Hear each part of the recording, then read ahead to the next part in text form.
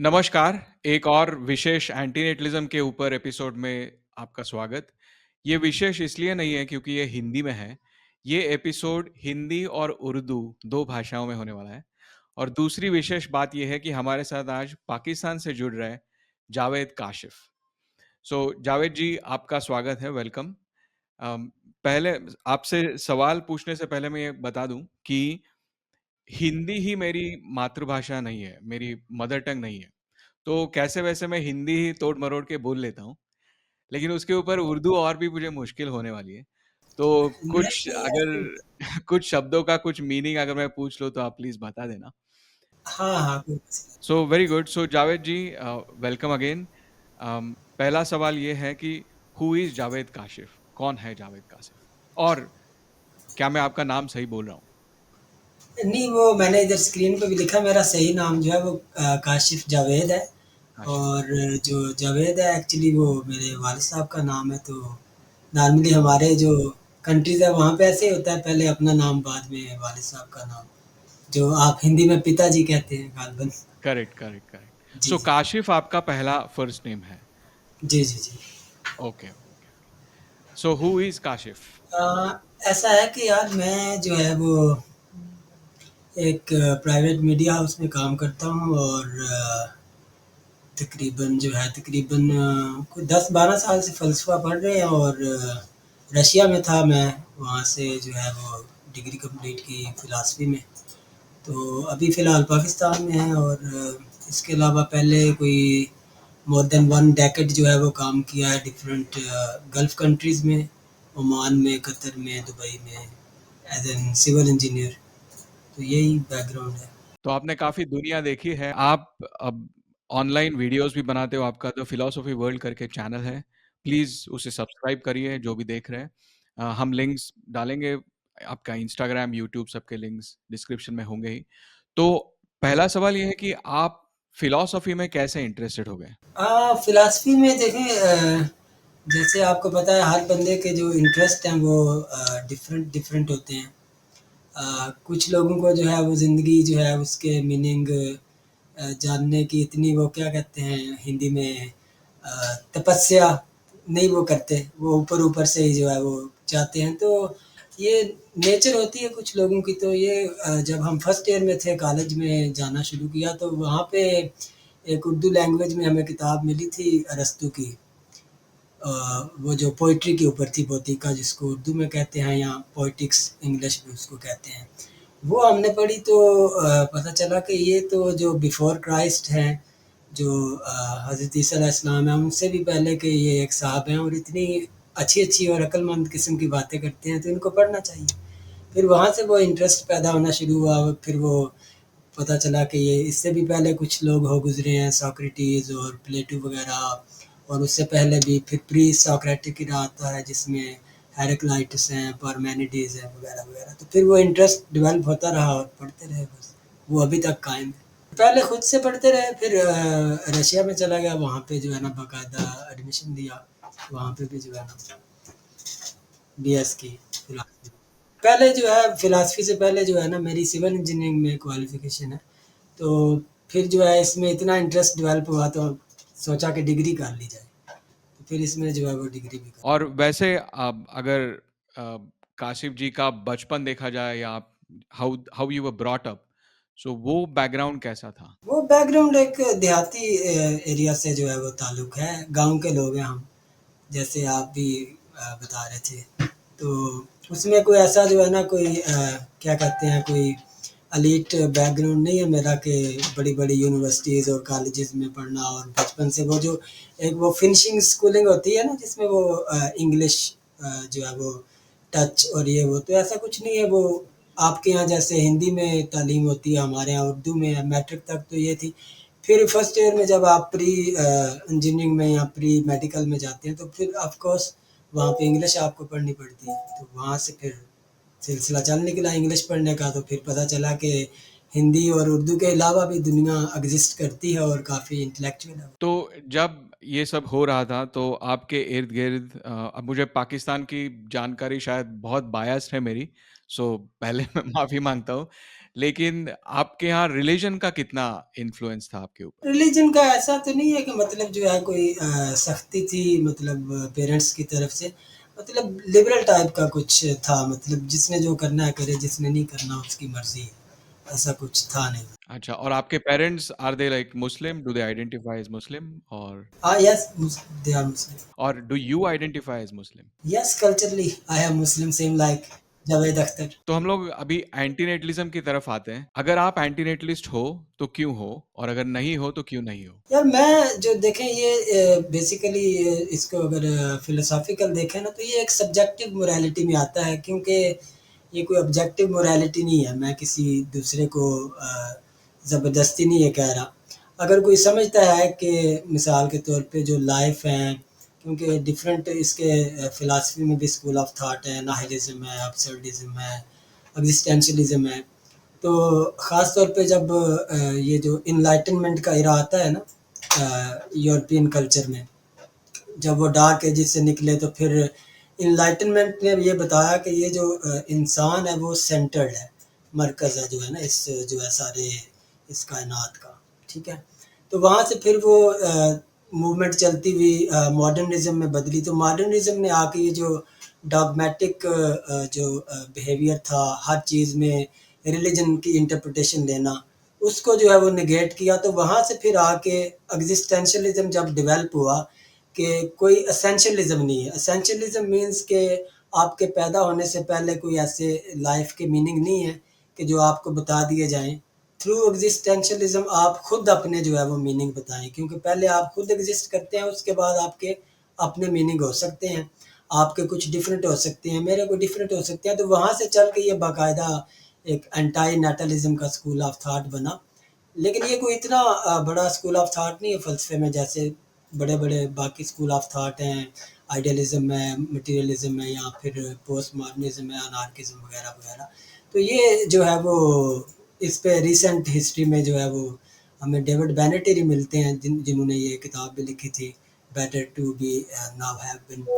तो ये मामला है और मैं ये समझता हूँ कि एक तो इस ये जो हमारा आप हिंदी में कहते हैं ना गोला, हमारे गोले की जो आबादी है ना, हमारा जो प्लैनेट है वो इतनी ज़्यादा हो चुकी है वो और मज़ीद जो है ना इस तरह के इंसानों को मेरा ख़्याल है वो बर्दाश्त नहीं कर सकती। तो जो हैं मेरे ख़्याल में उन्हीं के ऊपर फ़ोकस कर लिया जाए। और मैं तो ये कहता हूँ कि अगले 50 साल तक कम से कम सारे इंसानों को ये एंटी नेटलिस्ट होना चाहिए। उसके बाद अगर आबादी कम होती है तो फिर देख लेंगे। लेकिन अब मेरे कहने से तो नहीं ये सब्जेक्टिव मोरालिटी है तो इसको अपने ऊपर ही मैं एप्लीकेबल है फ़िलहाल। हाँ, कोई और पूछेगा तो हम इसको प्रोपेगेट करेंगे और उनको बताएँगे कि इन मॉडर्न एरा जैसे-जैसे बंदा फ़लसफ़ा पढ़ता है तो वो ये ज़रूरी नहीं है अगर आपके बच्चे हैं तो वो आपके ही जो है वो बायोलॉजिकल मतलब आप उनके पेरेंट्स हों। बाकी देखें कितने इंडिया में, पाकिस्तान में, ख़ास तौर पे जो हमारे जैसे थर्ड वर्ल्ड कंट्रीज़ हैं अनाथ आश्रम भरे पड़े हैं, ठीक है? ऑर्फनेज हाउसेज़ हैं। तो अगर आपको ज़्यादा मतलब कुल बुला रहे हैं, आपको ज़्यादा मसला है, तो आप वहाँ पे जाके कोई एक आधा बच्चा ले लें, उसको अडॉप्ट कर लें। अगर आपको पेरेंटिंग हुड का इतना वो उतावलापन हो रहा है, तो ज़रूरी नहीं है कि जो है ना आपका अपना ही बच्चा हो, जो आपके अपने सीमन से निकला हो। सारी इस कायनात के बच्चे अपने ही हैं। आपने काफ़ी सारे पॉइंट्स की बात की। मुझे थोड़ा-सा डिस्टिंक्शन ये करना है कि आपने पॉपुलेशन के बारे में बताया कि शायद अगले 50 साल तक जब तक अपनी आबादी कम ना हो, तब तक तो कम से कम बच्चे ना करो। लेकिन better never to have been में डेविड बेनेटर ने एक्चुअली कहा है कि आइडियल पॉपुलेशन उनके हिसाब से क्या है? तो उन्होंने कहा है कि 0 है। ऐसा नहीं कि पॉपुलेशन 8 बिलियन से 4 बिलियन हो जाए तो अभी ठीक है। उन्होंने कहा कि कभी भी बच्चा पैदा करना इमोरल है, गलत है, morally speaking, not legally speaking but morally speaking. तो उसके बारे में आप क्या सोचते हैं? यार उसके बारे में ये है ना कि ये जो एंटी नेटलिज्म है ना ये इसको हम ऑब्जेक्टिव पैराडाइम में नहीं लेके आ सकते फिलोसॉफिकल। बेसिकली ये जो इनका आर्गुमेंट है ये एसिमेट्रिकल आर्गुमेंट है। एसिमेट्रिकल आर्गुमेंट इस तरह है कि वो कहते हैं कि जब इंसान पैदा हो जाता है तो देयर इज़ नो वे कि आप उसको जो दुःख हैं, जो तकलीफ़ें हैं, जो मुश्किलात हैं, आप उनसे बच सकें, ठीक है? तो फिर बेटर ऑप्शन क्या है? बेटर ऑप्शन यही है कि आप ना ही पैदा हों, ठीक है? ये तो हो गया मतलब मेरा आर्गुमेंट। अब बात ये है कि जो ऑब्जेक्टिव पैराडाइम है उसमें तो मिसाल के तौर पे आपको एक मिसाल देता हूँ कि सारे लोग कहते हैं कि इंसाफ होना चाहिए, जस्टिस होना चाहिए दुनिया में, कोई तो ये नहीं कहता कि नहीं होना चाहिए। अब इसके ऊपर तो सारे एग्री हैं, ठीक है, although it is not a universal truth, objective truth है, ठीक है। There is a huge difference between objective truth and universal truth and also an absolute truth. तो ये है subjective morality, basically it is based on a subjective morality. दूसरा इसका जो main argument है, जो एसिमेट्रिकल आर्गुमेंट है, वो ये है कि जो बेबी पैदा हो रहा है उससे तो पूछे नहीं आपने, तो that's why it is immoral, ठीक है। तो ये भी लॉजिकली ये बात दुरुस्त है। लेकिन कुछ लोग जो है, एक आपके इल्म में होगी ये बात कि कुछ लोग फुल जो है एंटी नेटलिस्ट नहीं होते, वो सेमी एंटी नेटलिस्ट होते हैं। सेमी एंटी नेटलिस्ट ये होते हैं कि वो कहते हैं कि at least there should be a one baby, ठीक है, हमारा कोई एक बच्चा हो, वो अपने आप को सेमी एंटी नेटलिस्ट भी कहते हैं। कुछ ये कहते हैं कि ठीक है हम अडॉप्ट कर लेंगे। तो ये आगे उसकी डिफरेंट जो है वो कैटेगराइजेशंस आती हैं। वैसे अगर इसको आप ग्रीक फ़िलॉसफ़ी में देखें तो आपको मिल जाती हैं ऐसी सोच, क्योंकि वो बाकायदा एक स्कूल ऑफ थॉट नहीं बना था। ये तो मतलब 21st सेंचुरी का ये स्कूल ऑफ थॉट है जो बाकायदा बना। और डेविड बेनेटर जो हैं वो एचओडी हैं अपना केप टाउन यूनिवर्सिटी में, आजकल मेरे ख्याल में कनाडा होते हैं। तो एक ये भी यहाँ पे बात करना मैं ज़रूरी समझता हूँ, क्योंकि लोग ये समझते हैं कि शायद लोग एंटी नेटलिज्म का बिहेवियर इसलिए अपनाते हैं कि शायद उनके पास पैसे नहीं है, गरीब हैं, वो बच्चों को पाल नहीं सकते, तो शायद ये है। तो ये ऐसा नहीं है, ये आपकी पर्सनल चॉइस है, क्योंकि मॉरली और एथिकली आप दुरुस्त नहीं समझते कि किसी एक ऐसी इंसान को पैदा किया जाए जिसमें उसकी विल ही शामिल नहीं है, ठीक है। तो ये है प्रॉब्लम। इसके अलावा आगे ब्रॉडर पर्सपेक्टिव में जाएँगे तो कुछ एंटी नेटलिस्ट इस तरह के भी हैं, वो कहते हैं जो भी कॉन्शियस स्पीशी है उसको भी नहीं पैदा होना चाहिए, जानवरों को की भी जो है वो रिप्रोडक्शन नहीं होनी चाहिए, ठीक है। क्योंकि जंगल में शेर पैदा हो रहा है और भेड़िए भी हैं, और वहाँ पे जो छोटे दूसरे जानवर हैं वो उनको खा जाते हैं, तो लिहाज़ा वो पैदा होके उनको मिले क्या? वो उनका तो नवाला बन रहे हैं, शिकार बन रहे हैं। तो इसीलिए आगे फिर आप देखें इसमें जो पोस्ट मॉडर्निज़्म है या अनार्किज़्म है, ख़ास तौर पे जो अनार्किज़्म है, अनार्किस्ट जो है उनका तो ख़्याल ये है कि जो पावर है वो उसका एक सेंटर नहीं होना चाहिए। जैसे सबसे बड़ी एग्ज़ाम्पल अमेरिका की, नोम चॉम्स्की की, ठीक है? जब कहीं पे पावर एक ही जो है वो तबके के पास, एक ही क्लास के पास आती है, तो वो क्या करते हैं, मैसेज के साथ एक्सप्लॉइट करते हैं। तो वो कहते हैं कि जो दुनिया में ज़्यादा आबादी है, जो पॉपुलेशन है वो गरीबों की है। तो बेसिकली ये प्रोपेगेंडा है जो है एलीट क्लास का अगेंस्ट पुअर, कि आप बच्चे पैदा करें ताकि हमें सस्ती लेबर मिले। वो अपने आप को फैसिलिटेट करना चाह रहे हैं, तो that's why we don't have to born babies. तो ये भी है। तो इसलिए वो पुराने में आप जाएँगे तो आपको सोफोक्लेस और पुराने जो है वो ख़यालात ऐसे मिलेंगे। और इवन के एक्जिस्टेंशियलिज़्म में आप सातर की बात करें, जैन पॉल सातर जो हैं वो फ्रेंच फ़लसफ़ी हैं। वो कहते हैं कि भई पैदा होने की सबसे बड़ी सज़ा जो है वो यही है कि हम हैं। उससे बेटर ये था कि हम ना ही होते, ठीक है? आपने कॉन्शियस बीइंग्स की बात की, सेंटिएंट बीइंग्स जनरली कहा जाता है इनको। तो आपके हिसाब से क्या होना चाहिए? एंटीनेटलिज़्म सिर्फ़ ह्यूमन्स के लिए होना चाहिए या अदर एनिमल्स, अन्य प्राणी बाकी के जानवर भी उसमें आ सकते हैं? अगर आ सकते हैं तो कौन-कौन से जानवर आ सकते हैं? यार उसमें ये है ना कि अभी पहले इंसान अपना तो फ़ैसला कर ले कि उसको फुली जो है वो एंटी नेटलिस्ट होना है, सेमी होना है, 50-50% होना है। फ़िलहाल तो ये डिबेट चल रही है, ठीक है? उसके बाद आपके इल्म में होगा, एक फ़लसफ़ी हैं, अभी ज़िंदा हैं, ऑस्ट्रेलिया में होते हैं, पीटर सिंगर, ठीक है? पीटर सिंगर जो है वो बायो एथिक्स के ऊपर काम करते हैं, जो फ़लसफ़े में एक स्कूल ऑफ थॉट है बायो एथिक्स। तो वो जैसे अभी बायोजेनेटिक इंजीनियरिंग में वो जो डीएनए चेंज करना और इस स्पीशी को फलां स्पीशी के साथ मिलाना, तो वो बताते हैं कि ये एथिकली ठीक है या गलत है। तो उनका भी ये कहना है कि जो है वो जैसे जानवरों को हम इस्तेमाल करते हैं अपनी खुराक के लिए, गाय है, बकरी है, भैंस है, और इस तरह तो हमको नहीं करना चाहिए। लेकिन अब ज़ाहिर-सी बात है जानवरों के अंदर तो ये नेचुरल है ना, वो कॉन्शियस बीइंग तो नहीं है। अब 2 जो है वो कोई मिसाल के तौर पे अपना ले लें आप जंगल में कोई एग्ज़ाम्पल ले लें, घोड़ा और घोड़ी है या गधा और गधी है या कोई भी व्हाटएवर, तो उनको तो वो नेचुरल फिनोमेना है ना, सेक्सुअल फिनोमेना नेचुरल है, वो प्रिकॉशंस भी नहीं ले सकते, तो लिहाज़ा वो तो रिप्रोडक्शन करेंगे अपनी। तो फिलहाल ये इंसान इंसान जब ये बात समझ जाएगा और फिर इसको वो अपने कॉन्शियसनेस के जो है वो थ्रू अप्लाई कर सकता है दूसरी स्पीशीज के ऊपर भी, लेकिन दूसरी स्पीशीज इन इट सेल्फ खुद से फैसला करके नहीं ये कर सकती, क्योंकि वो कॉन्शियस जो है वो बीइंग नहीं है, लेकिन उनको दर्द होता है, दे कैन फील पेन, ठीक है, इतना है। लेकिन वो जो इंसान के जो निरालोजी की तरफ बात चली जाएगी, क्योंकि वो दिमाग में जो न्यूरॉन्स हैं उसकी वजह से वो कॉन्शियस बीइंग है। तो वो जो साइंटिस्ट बताते हैं कि बाकी जो स्पीशीज हैं उनमें वो न्यूरॉन्स नहीं है, that's why they are not conscious being, लेकिन उनके अंदर फीलिंग है, उनको हंसी भी होती है, खुशी भी होती है, उनको तकलीफ भी होती है, पेन भी होती है।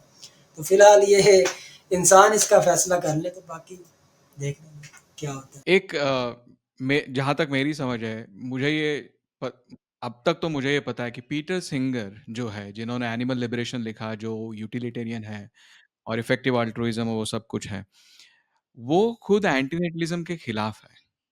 उनके खुद के बच्चे हैं और उन्होंने एंटीनेटलिज़्म के खिलाफ डेविड बेनेटार के खिलाफ लिखा भी है। ऐसा नहीं कि उनका कोई झगड़ा है, लेकिन फिलॉसॉफिकली आर्ग्यू किया है। फिलोसॉफिकल आर्गुमेंट है ना, और ये कोई ऑब्जेक्टिव आर्गुमेंट तो नहीं है, ये सब्जेक्टिव आर्गुमेंट है ना।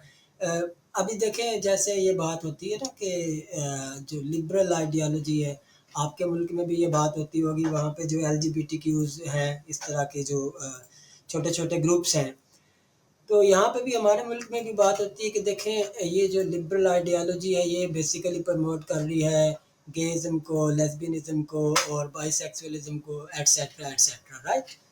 तो बेसिकली ये आर्गुमेंट दुरुस्त नहीं है, क्योंकि ये सब्जेक्टिव पैराडाइम में आता है। आपके लिए मोरालिटी कुछ और हो सकती है, मेरे लिए मोरालिटी कुछ और हो सकती है, तो इसीलिए पीटर सिंगर के लिए मोरालिटी कुछ और है, डेविड बेनेटर के लिए मोरालिटी कुछ और है, तो ये एक आर्गुमेंट है। तो जब भी कोई सब्जेक्टिव आर्गुमेंट होता है तो उसकी बहस नहीं है, आपके लिए ठीक है, आप बच्चे नहीं पैदा करना चाहते, वेल एंड गुड है, कोई दूसरा करना चाहता है तो तब भी वेल एंड गुड है, क्योंकि हम क्या कहते हैं, एंटी नेटलिस्ट होने के साथ साथ लिबरल भी तो है ना, उनको आज़ादी है भाई, वो जो करना चाहते हैं करें, कोई इन मतलब ज़बरदस्ती उनके ऊपर जो है ना इन्फोर्स नहीं किया जा रहा, उनको सिर्फ through argument, through logic try to convince जो है ना किया जा सकता है कि ये है बात। अगर उनको अच्छी लगे तो बड़ी अच्छी बात है, नहीं अच्छी लगे तो ठीक है, उनको 6 बच्चे पैदा करने हैं, 10 करने हैं, जितने करने हैं करने दें। जी, बिल्कुल, ज़बरदस्ती तो बिल्कुल ही नहीं करनी चाहिए और हमारे इंडिया में उसका एक बहुत बड़ा एग्ज़ाम्पल हो चुका है, संजय गांधी के रूप से जब उन्होंने बहुत कुछ लोगों को ज़बरदस्ती स्टरलाइज़ किया था। तो उससे सीख लेनी चाहिए, completely we oppose any any type of forced sterilisation, वो तो बात है। लेकिन मुझे वो सिंस आपने पीटर सिंगर का ज़िक्र किया और जानवरों का ज़िक्र किया, तो मुझे एक एक बात पूछनी थी कि ठीक है, जानवर खुद से मोरालिटी और एथिक्स और ये कुछ समझ नहीं सकते, उनको दुःख होता है, दर्द होता है, लेकिन बस क्या सही है, क्या गलत है, उनको समझ में नहीं आता।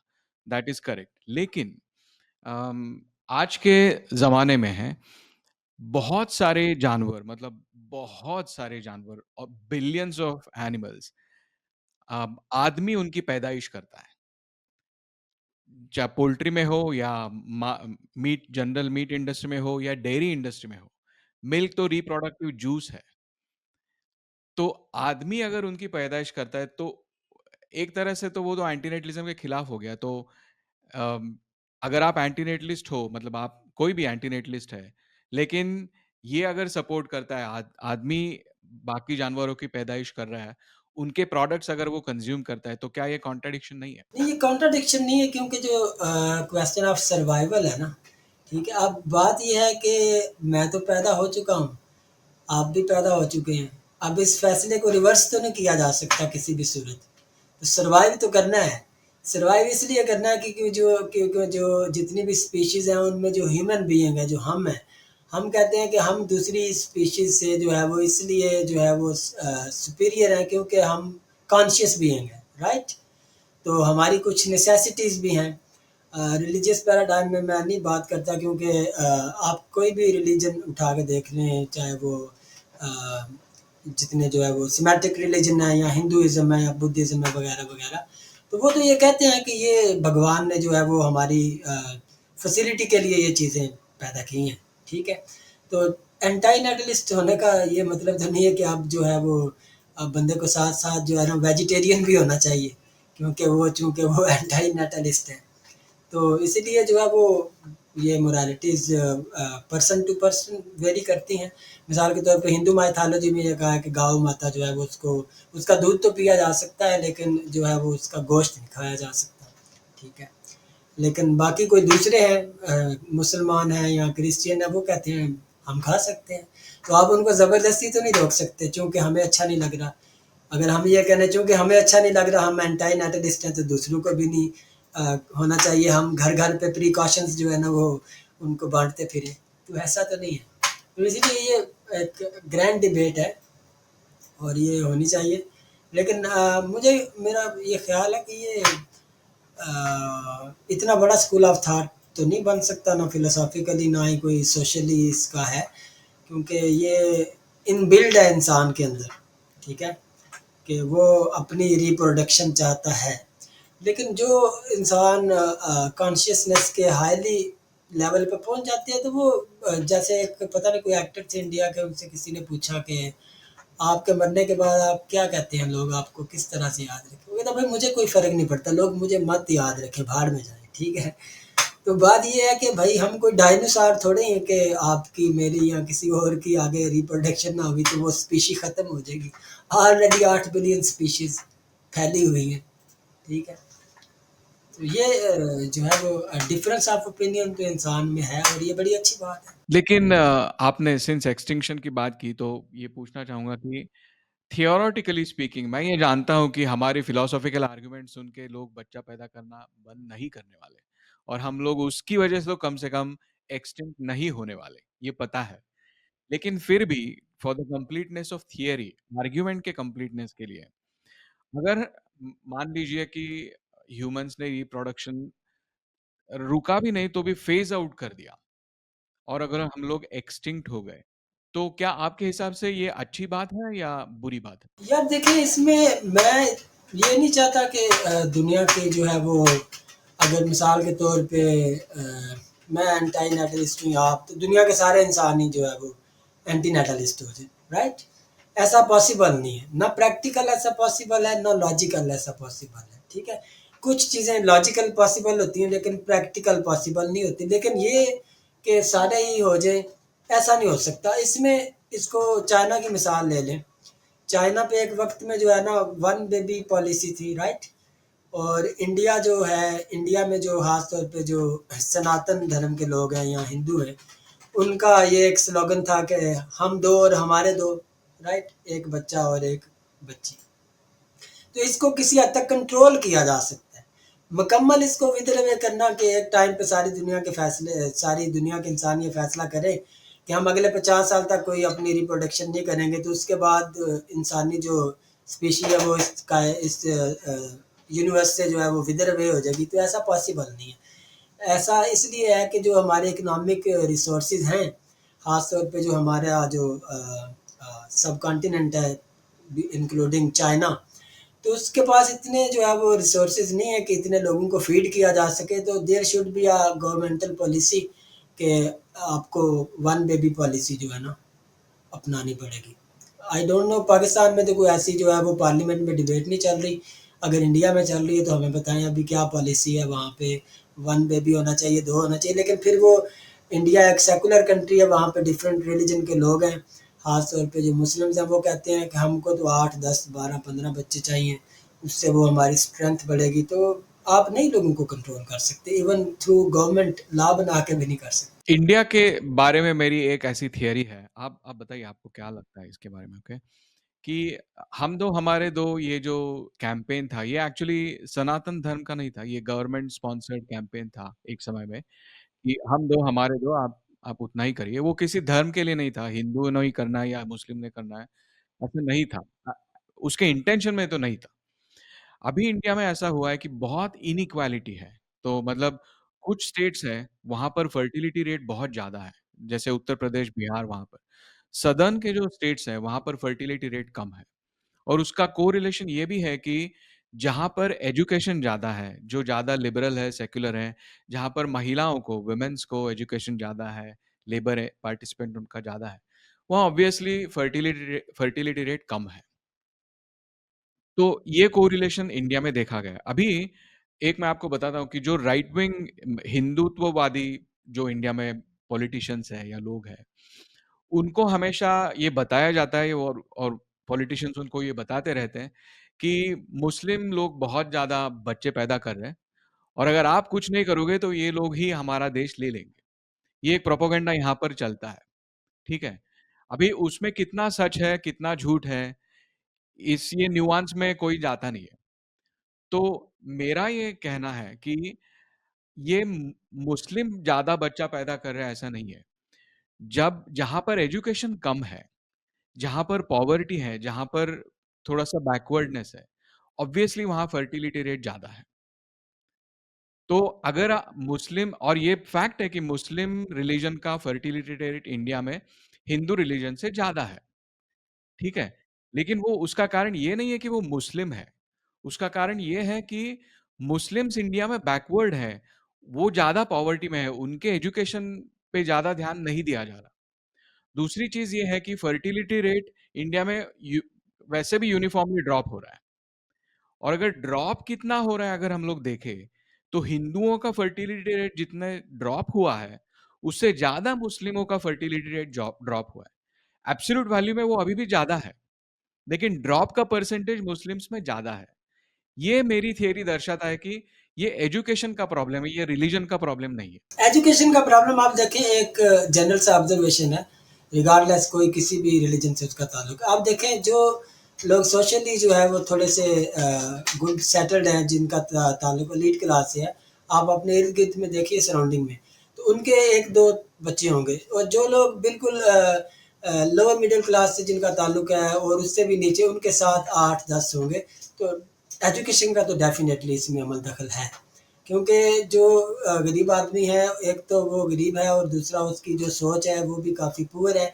तो वो इसलिए ज़्यादा बच्चे पैदा करता है कि ये थोड़ा-सा जब बड़ा हो जाएगा 10-12 साल का, तो ये लेबर फ़ोर्स में कन्वर्ट हो जाएगा और ज़्यादा, मेरे 8 बच्चे हुए, 10 हुए, तो वो ज़्यादा काम करेंगे तो मुझे ज़्यादा पैसे मिलेंगे, खुशहाली आएगी। एक सोच ये भी है। रिगार्डलेस कोई भी रिलीजन है, आप देखें जो है वो जहाँ पे ज़्यादा आबादी है, जो इंडिया की जो स्टेट्स हैं, वहाँ पे ऐसा है। वहाँ पे लोगों के 7-7, 8-8, 10-10 बच्चे हैं और वो उनका लाइफ़स्टाइल देखें तो उनके पास ना पीने का साफ़ पानी है, ना एजुकेशन है, कुछ भी नहीं है। इवन कि उनका पर्पस भी नहीं है कि बच्चों को एजुकेट करना, उनका पर्पस ये है, पर्पसली वो, they are doing it purposely, कि मतलब उनको 8-10 बच्चे चाहिए ताकि उनको ये इस तरह के जो है वो ऑड्स जॉब के ऊपर लगाया जाए और पैसे कमाए जाएँ। उनका ये तो मेरा ये सवाल ये है कि अभी इंडिया का फिर भी फर्टिलिटी मैंने इंडिया का सिचुएशन बताया। ओवरऑल इंडिया का फर्टिलिटी रेट अभी 2.1 से कम हो रहा है। अभी हमारा सेंसस 2026 में होगा तब रियलिटी पता चलेगा। लेकिन कुछ सर्वेज़ ये बता रहे हैं कि इट्स ऑलमोस्ट लाइक 2 और इवन बिलो 2 समटाइम्स। मैंने पाकिस्तान का फर्टिलिटी रेट देखा, गूगल किया एंड इट इज़ 3.6 तो पाकिस्तान में क्या सिचुएशन है इन रियलिटी? यार पाकिस्तान में जहाँ तक टू बी वेरी ऑनेस्ट मेरा ख़्याल है ना, ग़ालिबन फ़ेसबुक पे अगर किसी ने वीडियो लगाई हुई है, पिन की हुई है, वो मैं ही हूँ, अकेला मैं ही हूँ। पूरे पाकिस्तान की 25 करोड़ आबादी में से, कि yes I am an anti netlist.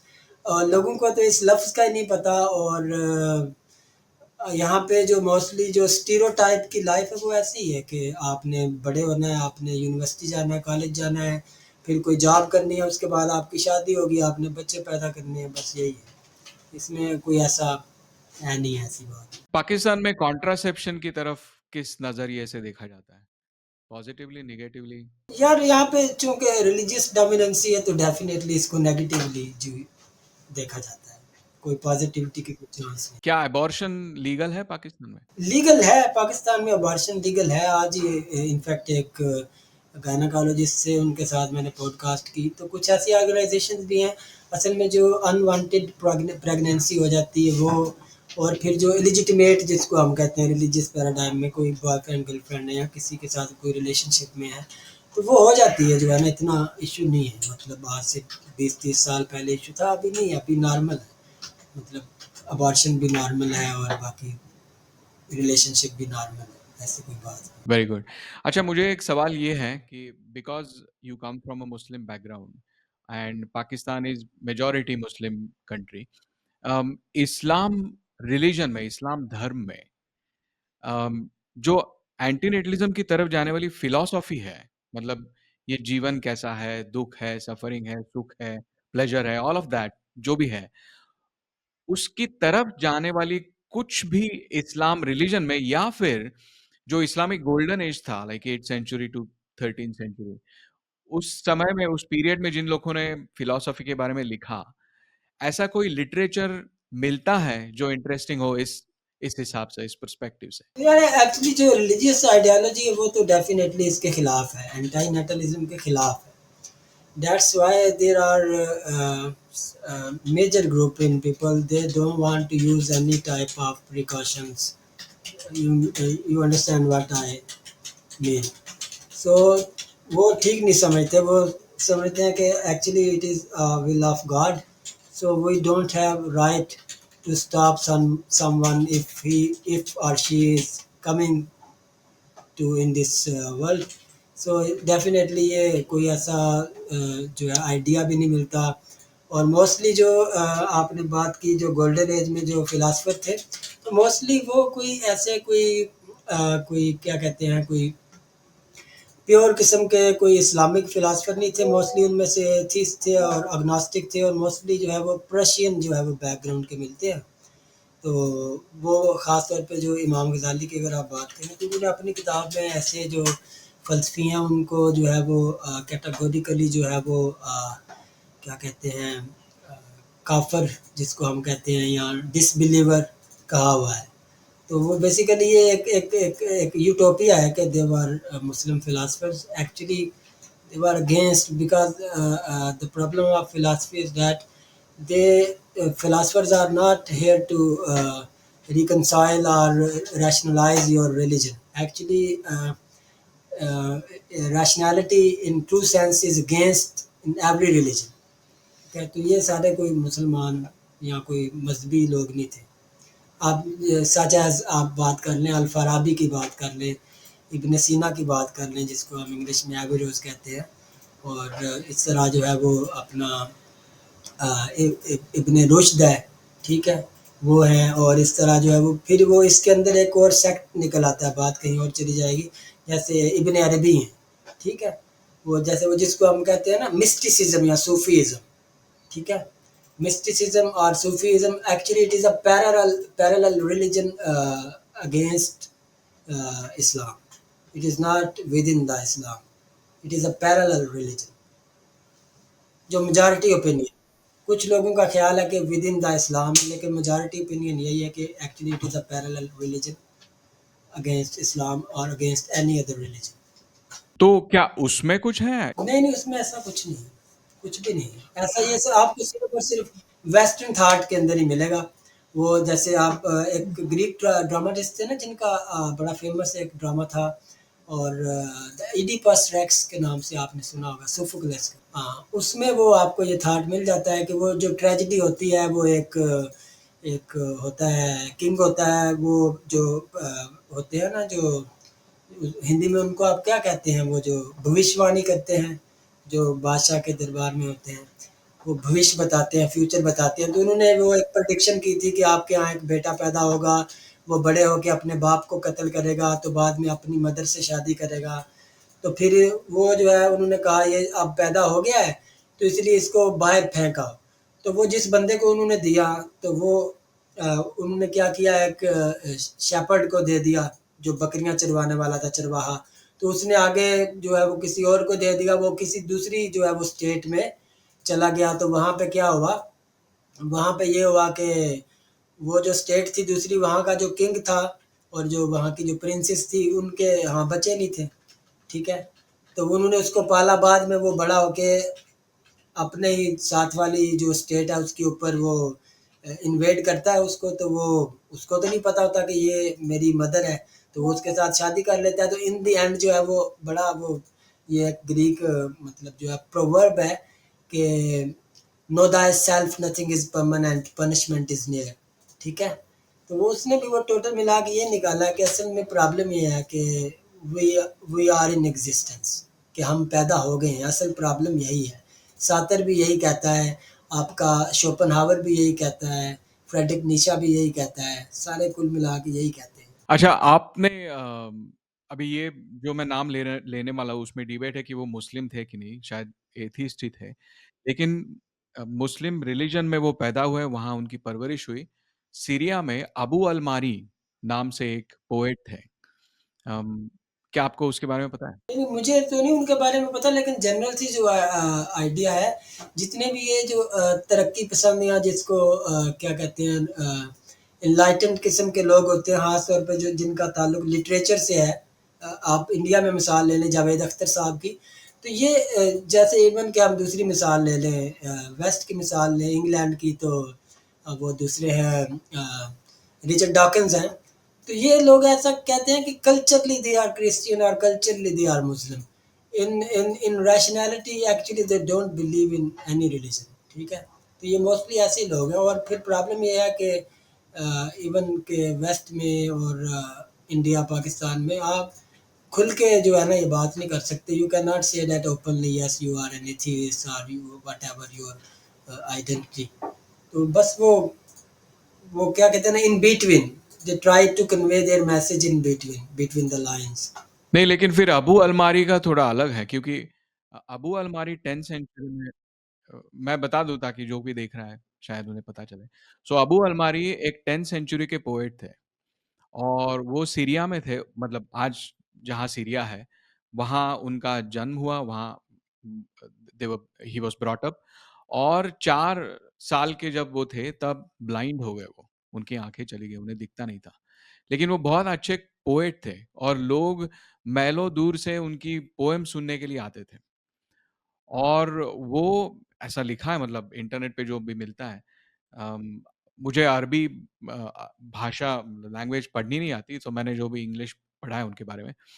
तो वो वीगन थे उस समय, उन्होंने कंज़म्पशन ऑफ एनिमल्स भी बंद किया था और वो एंटी-नेटलिस्ट, इतने एंटी-नेटलिस्ट थे कि उनकी कब्र पे लिखा था कि मेरे पिताजी ने जो मेरे साथ गुनाह किया है, वो मैंने किसी के साथ नहीं किया।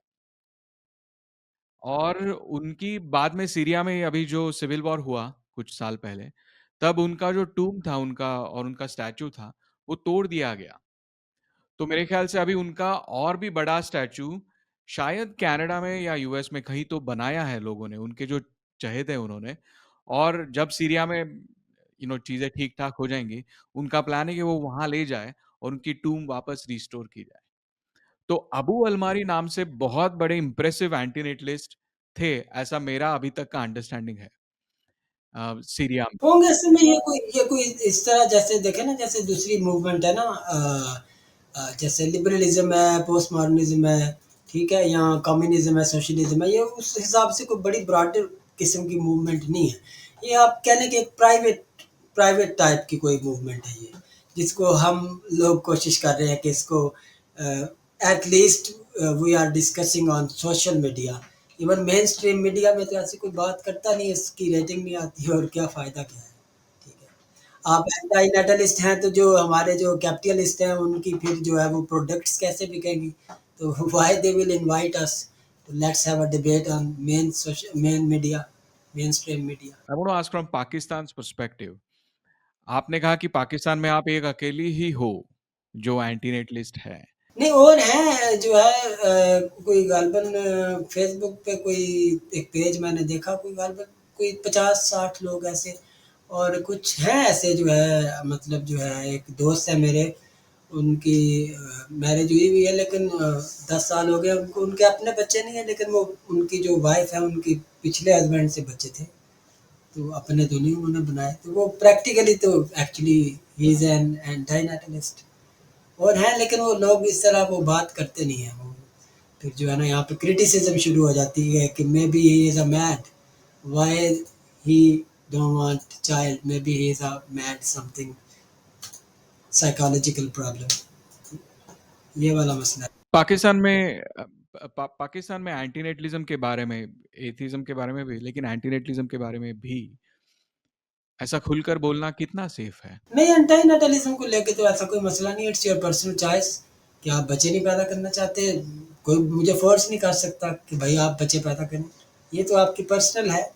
बाकी जो है वो विद इन द रिलीजन भी there are big problem, you may not criticize openly within the religion. I'm not talking about atheism. Atheism is a you know, phenomena, and you cannot talk about in Pakistan about atheism. But actually, within the religion, there are so many sects. You know, like in Hinduism, you know, uh, उनको क्या बोलते हैं हिंदी में आप लोग, वो शूद्र है कोई, वो कोई ब्राह्मण है, वगैरह वगैरह ना, एटसेट्रा एटसेट्रा। तो इसी तरह वो कास्ट सिस्टम, तो इसी तरह इधर भी वो है, लेकिन वो रिलीजन के अंदर जो है वो ऑफ शूट जिसको इंग्लिश में बोलते हैं ना, there are so many of shoots such as, जैसे आप फिलोसॉफिकल मूवमेंट देखें ना, जो टेंथ और 11th और 12th सेंचुरी में मिलती है, इमाम गजाली के यहाँ शहाबुद्दीन सोहरवर्दी हैं वो, जिनको, और इसके अलावा जो मुतज़ल्ली हैं और अशरी हैं और तनाशरी हैं, इस तरह, तो वो इस तरह वो फिर हैं सब, actually they are all Muslim, लेकिन उनके डिफरेंसेस हैं आपस में। तो there are so many groups, maybe around about 50, 60, 70, maybe 80, 100, more than 100, nobody knows. Oh! अच्छा, अगर एथिइज़्म के बारे में आप बोलोगे, लिखोगे, तो क्या होगा पाकिस्तान में? क्या होता है उन लोगों के साथ? Actually, it is against Pakistani law. You may not propagate against anything which is against Islam. तो अगेंस्ट लॉ मतलब क्या, आपके घर में पुलिस आएगी आपको? अगेंस्ट लॉ है कि जो पाकिस्तान की पार्लियामेंट है वहाँ पे एक कानून है, बेसिकली ये कानून बनाया था साहब बादर ने, अंग्रेज़ ने, जब यहाँ पे वो ब्रिटिश सरकार थी 1935 में गालबन, जब वो फिनोमेना हुआ था ना मिर्ज़ा गुलाम अहमद कादियानी वाला, वो जो बरेली में, इंडिया में जो सिटी है बरेली, तो वो जो एक दूसरे को मारना और काटना और एक दूसरे के रिलीजन को क्रिटिसाइज करना, तो उन्होंने एक सेक्शन बनाया था 295, सेक्शन जो है ना कानून का 295C। तो इन 1980s जब जनरल ज़िया थे, उन्होंने इसको मज़ीद अमेंडमेंट करके, तो अगर कोई रिलीजन के ख़िलाफ़ कोई बात करेगा और स्पेशली कोई एथिज्म को प्रमोट करेगा या फिर कोई ब्लास्फेमियस कोई बात करेगा, तो उसका सीधा-सीधा जो है ना एक ही है, या तो डेथ पेनल्टी है या फिर एट लीस्ट जो है वो 10 to 20th ईयर जो है ना वो इम्प्रिजनमेंट है। तो मैं अभी एक सवाल पूछने वाला हूँ, क्योंकि ये सवाल मेरे ज़हन में बहुत दिनों से है कि इस्लाम में, जहाँ तक मुझे पता है, ये आपने अभी का लॉ बताया, लेकिन इस्लाम इस्लामिक लॉ में भी मैंने ये बात किससे सुनी है, डॉक्टर ज़ाकिर नाइक से सुनी है, कि अगर आप मुस्लिम हो या आप मुस्लिम हो जाते हो और उसके बाद अगर आप इस्लाम छोड़ देते हो, उसके बाद बोलते हो मैंने ये छोड़ दिया, तो आप हेल में जाओगे। उसे क्या कहते हैं उर्दू में? नरक कहते हैं हिंदी में। जहन्नम, जहन्नम या नरक। करेक्ट, और वहां पर you are going to suffer for eternity. तो अभी आर्ग्यूमेंट ये है कि अगर आप किसी बच्चे को जन्म देते हो, आप किसी को पैदा करते हो, तो उसके साथ ये रिस्क आप बना ही देते हो कि आपका बच्चा बड़ा होके शायद मुस्लिम ना हो। आपने परवरिश की मुस्लिम की, इस्लाम की, लेकिन वो छोड़ दे मज़हब और फिर वो एटर्निटी के लिए जहन्नुम में जाए और सफ़र करे। तो अगर आप मुस्लिम हो, अगर अगर आप इसमें बिलीव करते हो, तो आपने तो और भी एंटीनेटलिस्ट होना चाहिए, आपने बच्चा पैदा नहीं करना चाहिए। नहीं, नहीं, ऐसा नहीं है, क्योंकि यहाँ पे ये जो है ना पॉज़िटिविटी जो है ख़ास तौर पे जितने भी रिलीजन हैं, वो कहते हैं कि भगवान जो है वो भला करेगा, गॉड जो भी है क्रिएटर है। तो वो तो कहते हैं कि जितनी ज़्यादा प्रोडक्शन होगी ना, चाहे वो कोई भी रिलीजन है, क्रिश्चियन है या जूडिज़्म है, इस्लाम है, हिंदुइज़्म, तो वो भगवान तो खुश होगा। बोलेगा आप इतने लोगों को जो है अच्छे काम करवा के स्वर्ग में लेकर आए हैं। तो इसलिए इस तरह प्रोपेगेट नहीं इस सोच को किया जा सकता। और ये ज़ाहिर-सी बात है, ये जैसे देखें ना छोटी-छोटी कम्युनिटीज़ हैं ना, जैसे एलजीबीटीक्यू वाले हैं, वो कोई जो है वो मेनस्ट्रीम कम्युनिटी तो नहीं है, वो minorities, actually they are minorities, ठीक है? तो इसी तरह ये भी कम्युनिटी एक ये तो माइनॉरिटी में भी नहीं आती, मतलब उससे भी कुछ छोटी आपको क्लासिफ़िकेशन इसकी कर लें, ठीक है? Very good. So Kashif ji, आप आए, आपने टाइम दिया, उसके लिए थैंक यू वेरी मच।